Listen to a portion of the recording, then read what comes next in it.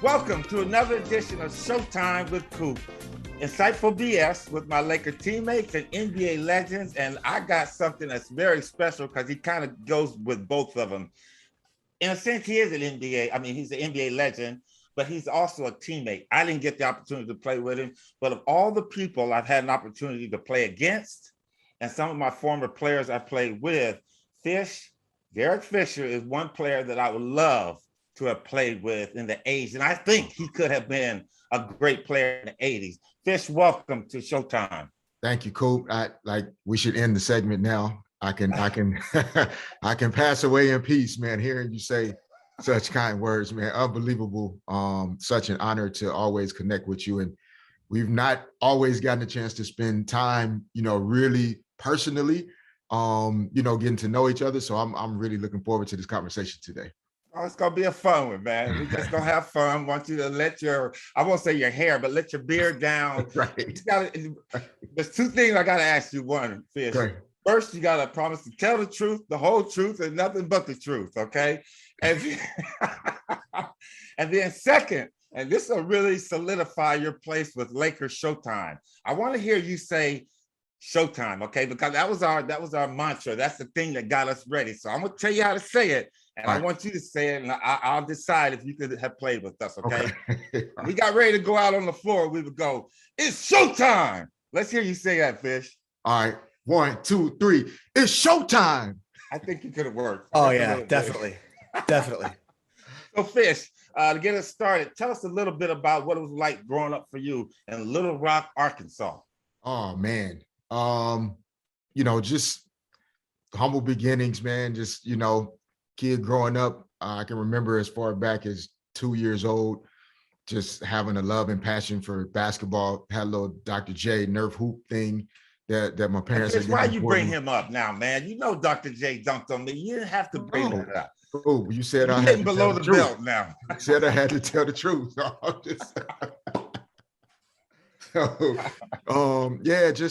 Growing up, strong family. Mom that was a prayer warrior and a church warrior and just a leader in her own right. Always had a smile on her face, but was tough underneath. My dad, former military guy, tough on the outside and the inside.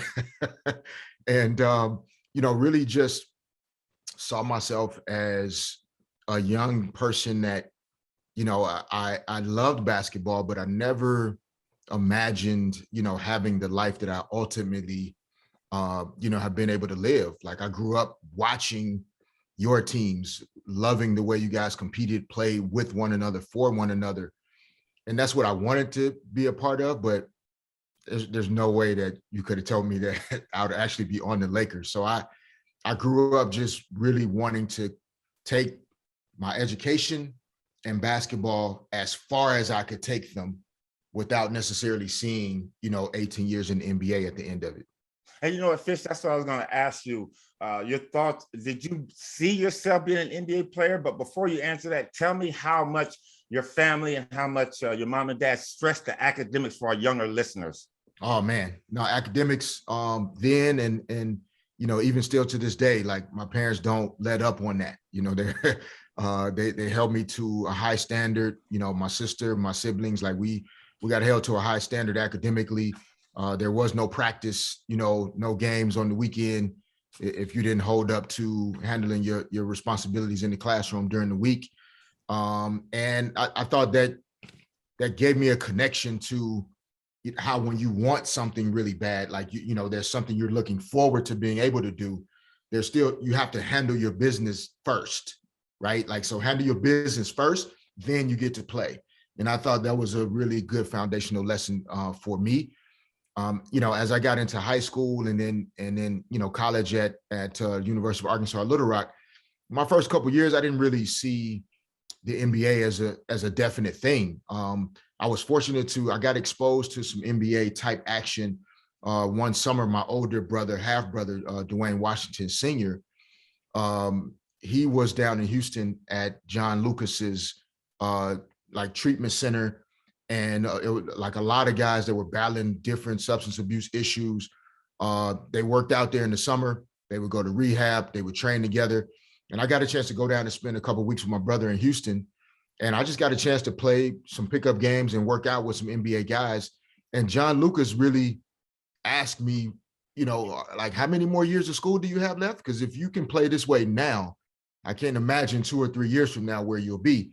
And that was the first seed that got planted in my mind that, if I keep working hard, maybe, but I still didn't know for sure. It's funny, Fish, that you would bring up John Lucas, because as we all go through our life and we have trials and tribulations, I actually spent 45 days down there in the rehab center. And John Lucas is a special guy, man. Yes, he is. Really, Luke had a real incredible college career, but again, he had his issues in the pros, but he's made a great thing that he has is this rehab home down there. So I'm glad that you even brought his name up, because I love John Lucas to death. So yes. You finished at Little Rock, Arkansas. You're the 24th player picked in the NBA. What were you thinking? I couldn't get past the tears at first. Because I was overwhelmed with emotion. Sometimes you can work your tail off and put everything into something, and it still just doesn't happen for you for whatever reason. And so to hear my name called, by the commissioner that night, it was so special of a moment, because it was one of the first times that as a young adult, you sense that if you really put your all into something and you fully commit to it and you don't give up until you get there, it can actually happen. And so the emotion was over the top. And then on the heels of that came, oh my gosh, I'm on the phone with Jerry West. I'm about to go to the Lakers. That was the next part of it. The initial part was just, how in the hell did this just happen? He just called my name to go into the NBA draft, and I couldn't believe it. I tell you what, Fish, when they first called you out, I didn't like you because you were left-handed. You were left-handed, and I don't like left-handed players. But you know what? I grew to really love and respect your game, man. Thank you. Just a little bit, because I usually do this at the beginning. But you're probably one of the only guests I've ever had whose accolades are shorter than mine, man. 5-time NBA champion, Sun Belt Player of the Year, 1996, 2-time All Sun Belt. That's all I got too, man. So we have walked the same path in our life, playing with the Lakers, doing the things we have done, coaching the Sparks, and we're going to get to that in a little bit. But when you got with the Laker team, did you see yourself being a significant role with the Lakers and going on to play for 18 seasons? No, I really, I don't think until my career ended that I took any of those days for granted. I really approached every day like I had to earn the right to be there. That was just the way I'd always approached practice, games, shoot-arounds. I had to give everything that I could possibly give, or else I wouldn't be here. So that was my talent, right? I wasn't 6'7", I wasn't as fast, as quick as other guys. I didn't do as many great things maybe as other guys, but my talent was, I'm gonna treat this and I'm gonna want this more than you are every day. And that's how I'm gonna last longer than you. So I really, from day one, whether it was practice, preseason, or whatever, I always wanted to keep my value up. I always wanted to prove to my teammates, to my coaches, that I belonged here and that you could trust me if you have me in the game. And that was the way I approached every day. Not a bad draft, that 96 draft, by the way, for the Lakers, with you and Kobe going in the first round. Did you have any idea how good of a player Kobe was when you guys were drafted together? No, I was confused, to be honest. There was no way in my mind that a guy that had just finished playing high school could go into the NBA and be successful right away. I grew up watching Coop and Magic and James and B. Scott, and there's no way a dude in high school can just go and all of a sudden be competing with those guys. It didn't compute in my brain. Well, let me say something about that, Fish, because, I was one of the ones that worked Kobe out. Yeah. And don't listen to the lies that they're saying. Kobe did not kick my ass, man. I was very competitive, but right. You know what? The thing about Kobe is that after that workout, we knew he was going to be the player. Jerry West said, hey, that's our guy. Yeah. And again, you get the opportunity to play with him. So, I mean, Kobe could play, man. He could play at an early age. Yeah. No, it was unbelievable. Like, it didn't take long after seeing him every day, but initially, there's no way it could make sense in my brain. Then he broke his wrist playing at Venice Beach, his first year. So then his training camp kind of got delayed. So it still took a while before I was able to actually see him on the court. And then it started to make sense after a while. They're like, no, this dude has all these tricks and things that a guy coming out of high school, there's no way he's supposed to know all of this already. And he knew it. Hey, our guest today is the great Derek Fisher, or D Fish, or Money Man, or however you want to call him. He's in the house today with us. Showtime Coop. Derek, we're at the point now where it's called Coop's Lightning Round. And I'm going to ask you, give you 5 names, and you tell us as much as you want about that person, okay? Got it. Candace Parker. Great. Legend. Honored to have gotten a chance to coach her. Like, she changed basketball. I don't know if we'll ever see another player like her. Phil Jackson. Oh my gosh. Like, put hair on my chest and a lot of our chests in terms of like our players, like, really taught us how to grow up and be men and hold ourselves accountable to, if we want to be successful, we want to win championships. You can't make excuses. It's not the referee's fault. It's not your teammates' fault. It's not his. It's you have to take ownership. And I'll always appreciate and respect Phil, not just as a coach, but providing an opportunity to then get into coaching for myself. Will always be forever grateful. Big Shot Bob, Robert Horry. Dirty. That's my guy. What you call him? Dirty? Yeah, Dirty South. Rob is from the Dirty South, down in Alabama. One of I think the greatest glue guy, I didn't get a chance to see the Celtics in their years in the 60s and what they put together, but I don't know if there's a player that will ever have the combination of confidence, basketball IQ, humility, and an ability to, like, regardless of the team dynamic, just find a way to fit into it, and not just fit in, but like elevate it to another level. Like, he's a special human being. And I think that's why, as a player, he made his team so much better. Like, it's about him, but it's not about him, right? Like, he has the confidence to be a winner and to be great, but he doesn't mind having other people get to shine. So wouldn't have this success without Rob. The late, great Jerry Sloan. Consistency. I only played for him for 1 year, but he was so consistent in the way he coached his players, his teams, the way he communicated. It was different in 2006 to see a coach manage the 12th guy the same way as the 5th guy, the same way as the first guy. And that was kind of out of date by 2006. But he was still consistent in the way he approached it. And I always thought that was as fair as I had ever seen a coach handle and manage his team. And God rest his soul. Last one is, and you're a man of faith, Fish. We know that. You remind me so much of AC Green. John the Baptist. Well, I may remind you of AC Green, but I am nowhere near, cut from the cloth that AC was and is. I learned a great deal from AC when you talk about consistency, et cetera.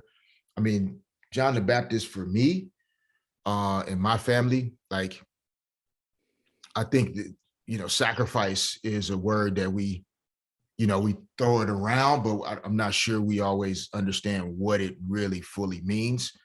And he always, to me, represented someone that was willing to give of himself in a way that other people just couldn't figure out a way to give that much. And we don't talk about him as often when we think about stories and, biblical examples. And when we quote scriptures, et cetera. But, growing up the way that I did and the way my mom, raised us and taught us, like, his name will always be revered. And it's something that, we're trying to pass on to our kids as well. I mean, 2 of our kids go to, faith-based schools, and they have Bible class, and I'm trying to do the best job that I can to make sure, within our family, we don't lose connection to our faith. Like it is the foundation to, what happens in our lives and the way we handle the things that happen in our lives. Listen to Showtime with Coop. We got Derek Fisher in the house. Couple more questions for you, Fish, because I know you're a busy man. You got to get out there, start recruiting for the Sparks. Come up with a team that's going to win, baby, win. Yep. Exactly. Fish, and talking a little bit about back to the Lakers, your playing days. You played 18 seasons in the NBA. You won 5 championships with the Lakers. I ask you a question. What championship team of yours do you think could have beat any one of ours in the 80s? Now you promised to tell the truth, because I'm gonna tell you back now.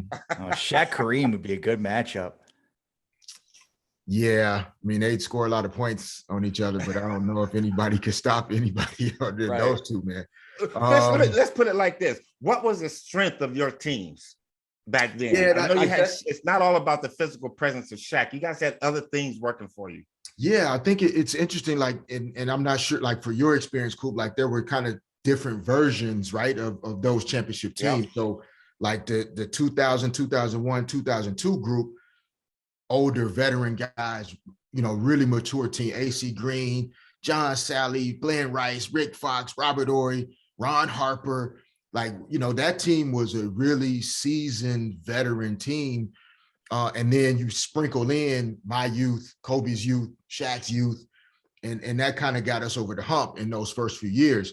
But so would you say that would be you guys' better team? That would be the better team, you think, of your 5 teams? I think in the 80s, as physical of a game as it was, like, if we were playing those rules, I think the earlier teams, the 2002, the 3P teams would have a better chance of mixing it up with you guys compared to the teams in 08, 09, and 10. Like, those teams we played fast like you guys. Like, I don't think people remember how fast we played in 08 with Lamar Odom and Kobe and Farmar and Sasha and Pau Gasol. Like, we would fly down the court. We played at a high pace. We scored a lot of points, but I don't know, like, physically, I don't know if we could have really matched up with you guys. That's why we struggled in 08 against the Celtics, because we couldn't match that physicality.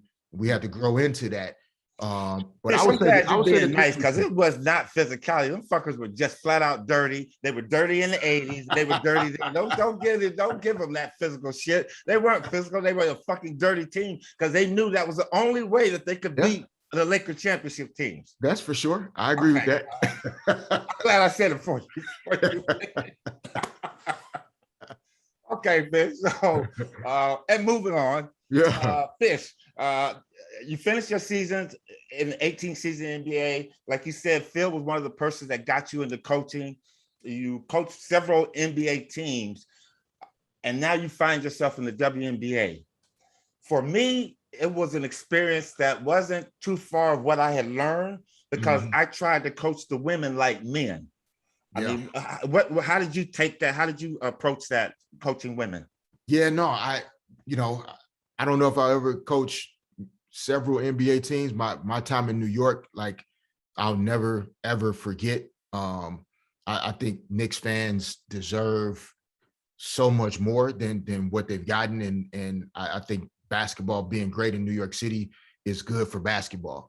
So I hope that the Knicks continue to improve and get better. Transitioning from coaching men to women, honestly, for me, Cool, like, I think the biggest challenge has been, right, like, coaching men. A lot of times you're managing egos, and you're trying to, figure out how to blend, the egos, the personalities, the talents together. But there's no shortage of, guys feeling like, nah, I'm the baddest dude in this locker room. You know what I mean? Like, I can go out and score 20 if you let me. For me, transitioning to the W, like that's the tough part, is there's a shortage of female players that really feel like I'm the greatest in the world. Yeah. Pool is smaller. I really believe that if I have the right resources, the right coaching, if all of these pieces come together, I can be one of the greatest players to ever play basketball. And that is the part, that's what I'm trying to empower Sparks players to become more and more of. Let's take off the box, the blinders, whatever things that we feel like limit our ability to believe in self. And so that's the transition that I struggled with early on, because for me, especially as a guy that was marginally talented, I worked really hard to get what I got. I kind of assumed that W players are that way too, right? Like, we under-resourced, under-invested in, we don't support them, we don't watch them the way we should. So everybody was going to have that go get them attitude. And a lot of players didn't. So it took me a little time to realize, no, like, you have to push them almost like men, right? So that there's a belief that no, okay, even though you may not be there yet, I believe you can. And so therefore we're going to work that way. And it's been gratifying though, the transition and the adjustments. You know what, Fish, I say there's two things that I enjoyed about coaching the WNBA. One is that the women look better in their uniforms. and two, they smell better. So I was always calling timeouts. How you like Shaq hanging over you with all that sweat? Worthy used to sweat and they come in smelling. Those are the things. So I'm constantly calling timeouts because Lisa wore the latest perfume and all that. That's what I enjoy. But truly, the women play a different style of game. They play a game, and if you can get that mixture, and you've had that mixture, when you get it all together, it's something special, because it reminds you of the days when you played. And that's the one thing that I love about women, is to develop them and to help this game continue to be on. Do you think the WNBA will be here another 25 years? I think it will be. What type of league we have over the next 25 years, I think that's the big question, right? It will be here because I don't think girls and women are going to allow us not to support them, right? Like, they're calling us out and they're putting us on the mat to say, get out of the way. Like, either support us or move, but we're going where we want to go. I think it's what kind of WNBA do we want, right? Like, if we all have to think of the WNBA as though that's our sister, our mother, our aunt, our daughter, right? Like, what experience would we want for her in her professional career, right? Like that. And that's the league that we have to create. But I do think it'll be here. It's growing astronomically. It's tough to get people's attention, right? But, I think we all like things that are on the rise. Sometimes we get a little bored if something that's been around for a long time, we're not sure if we still why am I still watching this? Let's try something new. I think the WNBA can be something new that people try that still love basketball. You see the way the NBA guys are showing up to WNBA games. Everybody's following it on social media. We want it to be great and bigger than what it is, but we just have to do the work and have the confidence and belief that it'll get to the place where we want to go.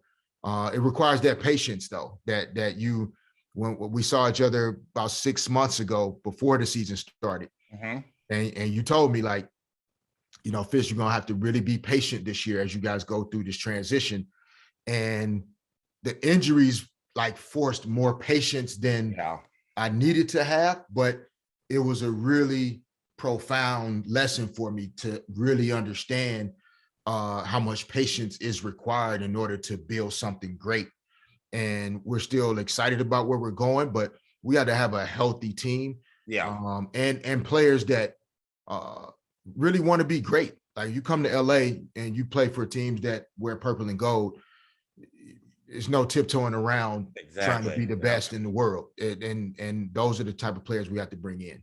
Yes, as a player, last couple of questions. As a player, we had, for us in my era, it was the Boston Celtics. We hated them. For you guys, it was Shaq on the Sacramento Queens, whoever, and you guys had the Celtics too. And as I coached in the WNBA, for the Sparks with us, it was the Comets. Who is your new rivalry now? That team that you want to hate? I feel like it's the Minnesota Lynx. I think Cheryl is they had a sustained level of greatness and 4 championships in I think it was 11, 13, 15, 17. And so they walk in the building with that confidence, like, we're great, we're special. She teaches her teams to play physical. Let me cut you off for a second. That remind me, when you walked into the game, and I remember when I was in Atlanta, I walked again. Isn't that a demoralizing feeling to know that I don't care how good you coach them and ready to play, that you're gonna get your ass kicked? They were good, man. Yeah, no, Minnesota, man. She has built. But it's a great example though, like they're consistently good. Yeah. Because she's been there for many years. She's had the time and the opportunity to develop her belief systems, her values, her principles. Any player that she brings in, they have to buy into what has been established before that player got there. She's not coming into something where players are trying to convince her to do something different. And that's gone in sports now. Like, you don't see as many coaches, sticking around for 10, 12, 15 years in the same place. So I think the Minnesota Lynx, Bill Laimbeer has established, some good consistency there in Vegas. It's easy to not like Bill. It's really easy. I hate that guy with all my inners, man. I hate him. He's a successful coach. That's one of the just an asshole, wise ass guy, man. Yeah, no, he is. But I to his credit, he has done a lot for the W. Like he really champions for his players, and I hate coaching against him. I didn't like him in Detroit when he played. I didn't like him in Detroit when he coached a shot. I don't like him now, but I do really like and respect how invested he has been in the WNBA and the way he pushes for his players. And we all have something to learn from that example. Fish, last question for me.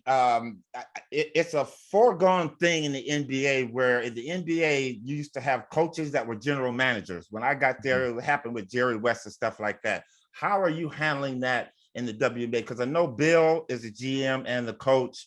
I think Mike Thibault in Washington might be the GM and the coach. How are you handling that? I didn't like that as a coach. I like those positions to be separate. How are you dealing with it?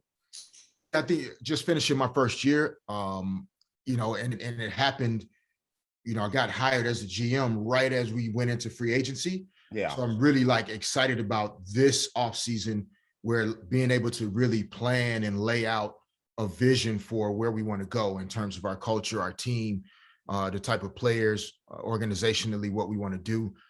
So far, I do like it, Coop. I think in the W, there are about half of the teams that have that set up. James Wade in Chicago is the GM and coach as well. There are a couple of names that are not prominent. Cheryl Reeve in Minnesota. I think in the W, with the rosters being so tight, 12 players, you don't have a developmental system. It's such an intimate group of team and staff. I think it does position me, at least, and maybe others would feel differently, to have a really, really close view of every aspect of what's going on in basketball operations, and not feel as though I'm trying to figure out how to work with someone to put together a team, belief systems, priorities the way I see them. I think ultimately, as the league grows, they should be separate. But where the league is right now, the staffs are so small compared to the staffs on the men's side. For ownership groups, it almost works better for them to have that one person that wears both hats, if they can find that individual. So far, I'm enjoying it. It wasn't easy, to be honest, to have to also be the guy that, spoke to agents and players about, hey, I'm going to trade you. This is what's happening. Okay, we're going to have to cut you or release you. Those are things that when I was coaching the first couple of years, I was not always the one in the room at that time.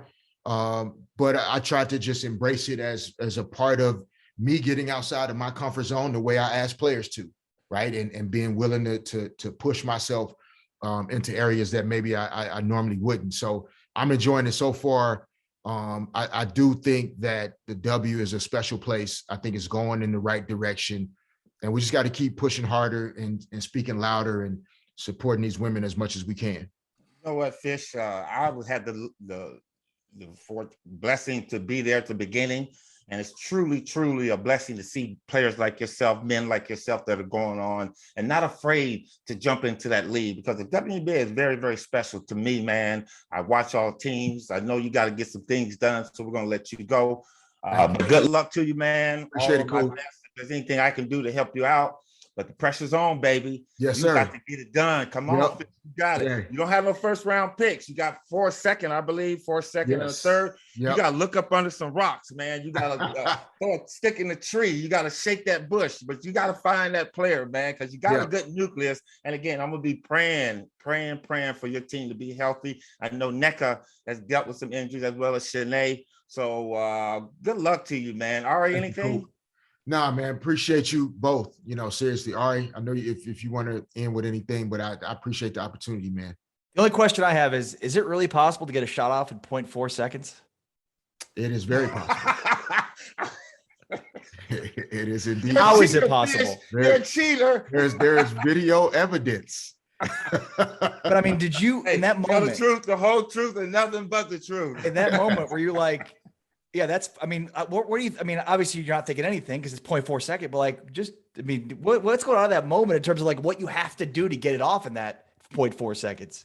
Yeah, no, it's crazy. Like life always, like we're oftentimes something happens in life and we were in that position before. And if we can remember the lesson from it, we actually can be better the next time. So quick story, when I was in college, we were playing at Mississippi State and the game was tied with 0.2 seconds left. We were taking the ball out on the baseline in our basket, and I was taking it out. I made eye contact with our biggest, most athletic player. We made eye contact. Long story short, he spun out for a lob. I threw the ball right to the front of the rim. He tips it in, and we win the game. So for me, I had the experience. Wow. Of winning a game with 0.2 seconds left. So in that moment in San Antonio, of course, I didn't know what was going to happen, but during the timeout leading up to those moments, I never felt like there wasn't something that could happen in order for us to still win. So 0.4 was an eternity. That was an eternity. That was twice the amount of time. Thank you, brother, for being on the show, man. I appreciate that, man. Appreciate it, Coop. All my best to you. I'm gonna get out there and watch some more games this year. Okay, Fish. Please do. Anytime. Let us know anything you need, Coop. Everybody, Derek Fisher. Thanks, Fish. Thank you, man. Talk to you guys soon. Thanks, Fish. All right.